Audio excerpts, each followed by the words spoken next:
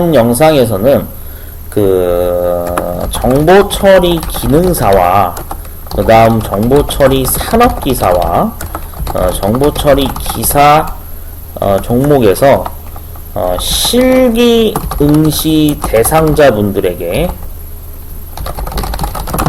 해당되는 내용을 좀 전파를 하고자 전파를 할 목적으로 이번에 이 영상을 좀 준비해서 남기니까요. 앞으로 그 해당 종목의 시험을 실기 시험을 보실 분들은 그 좀 내용을 참고하셔서 준비물을 좀 챙겨 가시는데 도움이 됐으면 좋겠습니다. 우선은 그 정보 처리 이 3개 등급의 시험은 전부 다 실기 시험에서 필답형 시험으로 진행이 되고 있죠. 현재 필답형 실기 시험 기준으로 시행이 되고 있는데 그러다 보니까 이제 꼭 챙겨가야 되는 준비물이 흑색 볼펜을 현재 챙겨가고 있죠. 흑색 볼펜. 그 다음에 뭐 신분증 반드시 가져가야 되고요. 네. 신분증에 해당되는 거는 뭐 주민등록증이라든지 또는 뭐 운전면허증 그리고 뭐 여권 이런 거 다 인정되죠. 그 다음에 뭐 여타 뭐 국가기술 자격증이 또 신분증으로 다 인정이 되죠. 자격증이 이미 몇 개 취득하신 분들은 이게 다 인정이 되고 있죠. 근데 이제 중요한 거는 그게 흑색 볼펜하고 신분증까지는 오케이. 뭐 반드시 가져가야 되는 걸 다 동의를 합니다. 근데 이제 대다수의 응시자분들이 얘는 굳이 가져갈 필요가 없을 것 같아 라는 인식이 아직도 좀 강해가지고 실제로 많이 안 가져가시는 게 하나 있는데 그게 뭐냐면은 이제 공학용 계산기거든요.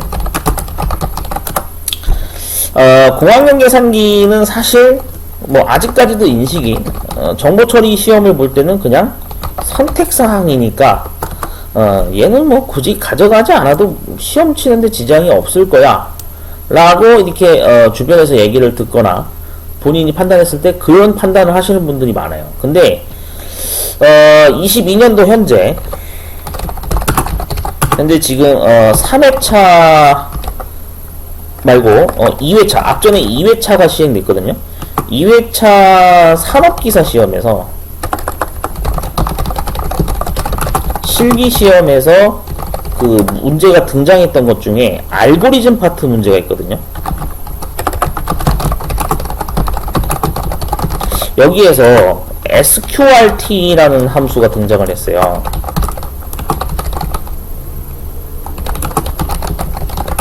네, 문제 보관 작업을 하다 보니까 sqrt 함수라는 게 등장을 했었거든요. 2회차 산업기사 실기에서. 그래서 이거가 등장을 한 사례를 봤을 때 당연히 이제 우리가 예측을 해야 되는 게 뭐냐면은 향후 기사 또는 기능사 종목 문제에서도 해당 sqrt 함수가 출제될 가능성이 높다고 봐야 되겠죠. 네, 당연히 이렇게 보는 게 맞는 거죠. 산업기사에서 등장을 했기 때문에 이게 이제 기능사나 기사에서도 등장을 해야 된다고 봐야 되거든요. 일단 sqrt 함수에 대해서 잘 모르시는 분들을 위해서 설명드리면 제곱근을 구하는 함수거든요. 제곱근 아시죠 여러분? 루트 계산 이거 하는 거예요. 그래서 만약에 예를 들어서 정수 2가 있는데 뭐 예를 들어서 여기에 sqrt라는 함수를 써가지고 자 여기에 지금 이제 설명이 나와 있어요. 엑셀도 이게 제곱근 함수 지원을 하거든요. 그래서 양의 제곱근을 구합니다라고 설명이 적혀 있죠. 이 함수를 실제로 사용을 하려고 보면 자 sqrt 함수에 대한 설명입니다. 그래서 넘버 자리에 제곱근을 구하려는 수를 넣으라고 되어 있거든요. 만약에 이 정수 2 값을 만약에 sqrt를 하게 되면 루트 2가 되는 거예요. 그러면은 루트 2의 실제 값을 분석해보면 1.414, 214 해가지고 뭐 무한소수 개념으로 이게 계속 뻗어 나가거든요. 이게 무한소수예요. 무한소수입니다. 이런 식으로 해서 뻗어 나가다 보니까 여기에서 실제로 이 정수 파트를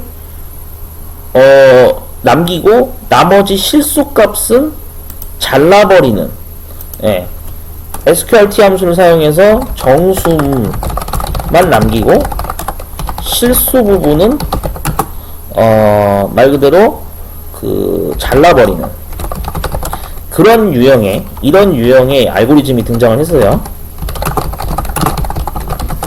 그럼 여러분 생각해보세요.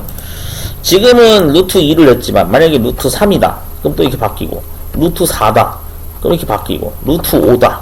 그러면은 정수 부분이 몇이 나올지를 내가 계산기를 써서 이걸 구하는 게 편하겠죠. 맞죠? 계산기를 써야 되는 상황이에요. 그러다 보니까 이게 이제 이런 함수가 등장을 하다 보니, 야, 이거 안 되겠다. 이거 공학용 계산기 이거 챙겨 가야 되겠다. 아마 2회차 시험 보신 분들은 이거를 깨달으셨을 거예요. 네, 2회차 당시 시험 보셨던 분들은, 야, 이거 공학용 계산기 가져가야겠네. 라는 판단이 이미 들었을 겁니다. 그래서, 저도 똑같이 강조를 하는데, 공학용 계산기는 이제 선택이 아니라, 제가 볼 때는, 필수입니다. 필수. 공학용 계산기 사용법 꼭 익히셔가지고요. 이거 메모리 초기화하는 것도 꼭 기능 숙지하시고 반드시 시험장에 가셨을 때 이거 챙겨 가셔야 돼요. 공학용 계산기도. 이것 때문에 제가 이번에 영상을 남기는 거거든요. 왜냐면 산업기사 문제 분석을 해봤더니 실제로 sqrt 제곱근 함수가 등장을 했어요. 예. 그러면 이제 루트 값이 이제 변수에 따라서 이 변수에 저장된 값에 따라서 루트가 계속 바뀌는 거잖아요. 맞죠? 네, 바뀌는 거란 말이죠. 이런 식으로 숫자가 1씩 증가하는 어떤 반복문을 이용해 가지고 반복문 사이클마다 계속 그 루트의 값을, 변경된 루트의 값을 구해야 되는 상황이 생기거든요. 그러다 보니까 이거는 쉽게 계산하려면은 공학용 계산기를 써야 되는 거예요.